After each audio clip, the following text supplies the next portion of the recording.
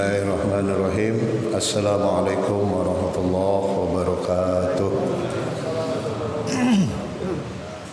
Alhamdulillahirabbil alamin alladzi farada 'alaina as-siyama fi syahri Ramadan wa laqad sanna wa qama nabiyyuna biqiyami layali nusalli wa nusallim ala habibina wa syafi'ina wa qurratu a'yunina sayyidina maulana Muhammadin wa ala alihi wa ashabihi ajma'in, amma ba'du.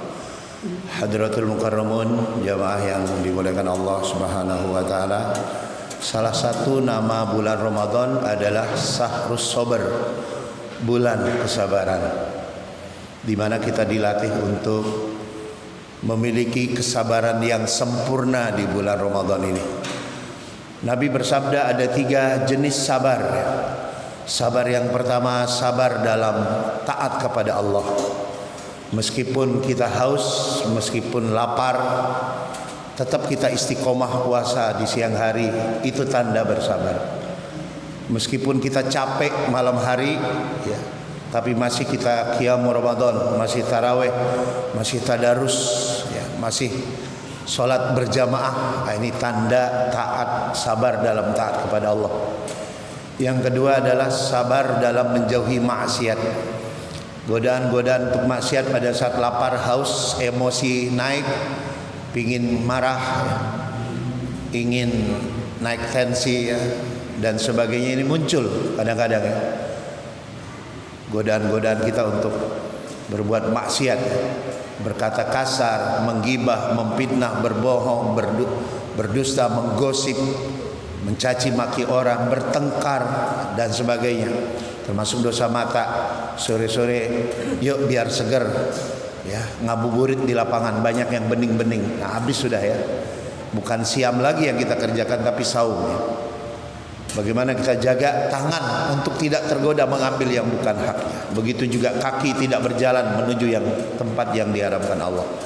Inilah sabar yang kedua, sabar dalam menjauhi maksiat. Yang ketiga, kata Nabi, sabar itu sabar dalam menghadapi musibah atau masalah, ya. Kehidupan manusia di muka bumi ini tidak ada satupun yang bisa terhindar dari masalah, Pak. Masalah itu bagian dari kehidupan semua manusia.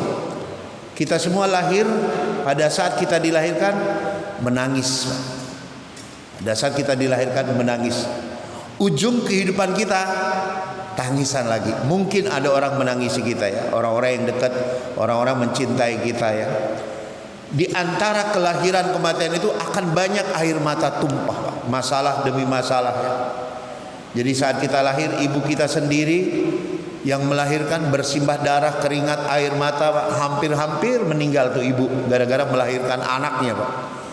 Bapak juga yang memang tidak melahirkan, tapi bapak pusing, Pak. Biaya persalinan tidak murah. Makanya banyak yang udahlah nggak usah lahiran lagi, ya, puyeng biaya lahiran, apalagi kalau sampai operasi, ya. Sehingga dengan adanya puasa ini maka kita dilatih, Pak.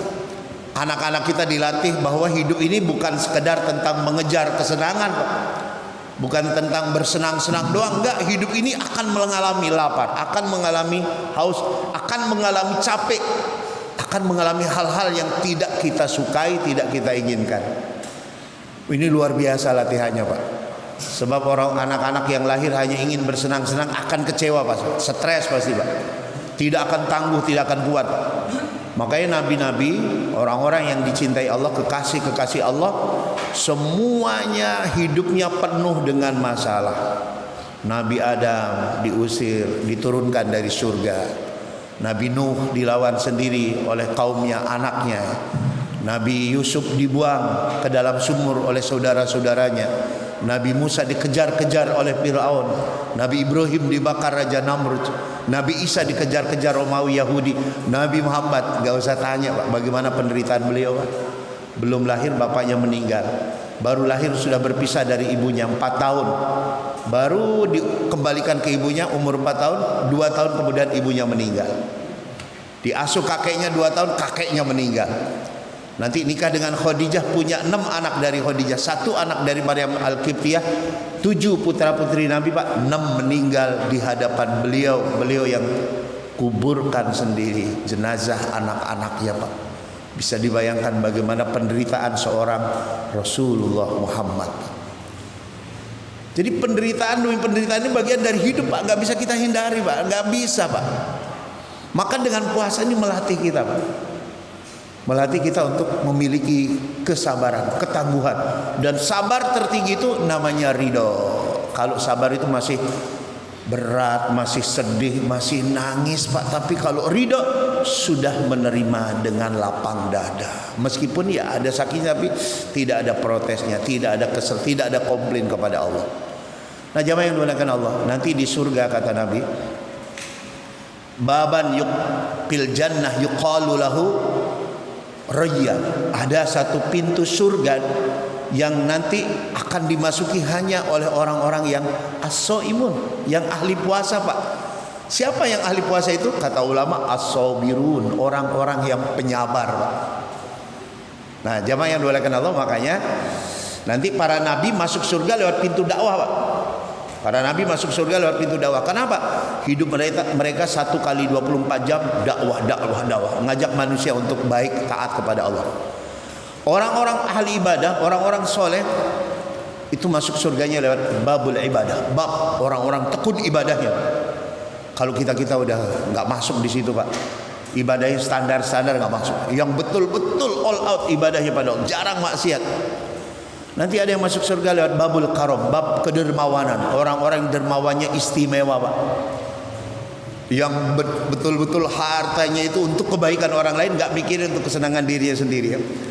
Nah, ini sayangnya saya baca banyak orang-orang non muslim kedermawanan seperti Lady Di, Bunda Teresa di Kalkuta.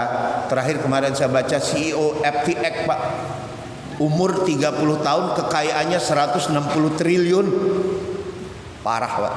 160 triliun umur 30 tahun, Pak. Bukan dari binary option kayak Rich Crazy kemarin ya. Orang luar ini, Pak, non muslim. Dan dia berkomitmen hanya ngambil 1% dari kekayaannya untuk dirinya dan keluarganya, 99% untuk amal. Aduh, ajib nih, Pak. Nah, andai kata nanti dia masuk Islam dapat hidayah, masuk surga lewat babul karom ini, Pak. Andai kata mudah-mudahan dapat hidayah ya. Banyak itu, Pak, barat sekarang yang tertarik Islam. Dan ada orang masuk surga, Pak, lewat pintu birrul walidain, bakti ke orang tua. Seperti Uwais Al-Qarni, waliullah ya. Itu karena dia baktinya ke orang tua di atas rata-rata, Pak. Dia haji gendong ibunya, Pak, tawaf gendong, sa'i gendong ibunya, wukuf di Arafah gendong ibunya sampai lengket kulitnya dengan kulit ibunya. Kira-kira, Pak, kita lewat pintu mana kita masuk surga? Lewat pintu dakwah? Aduh, nggak pernah dakwah. Lewat pintu ibadah? Aduh, ibadahnya di bawah standar. Lewat pintu kedermawanan? Kenceleng lewat, masuk 5.000 doang, Pak. Pingin surga Firdaus tertinggi bersama Rasulullah? Aduh, ketinggian. Lewat pintu birrul walidain? Aduh, kita bakti ke orang tuanya cuma setahun sekali, sungkem.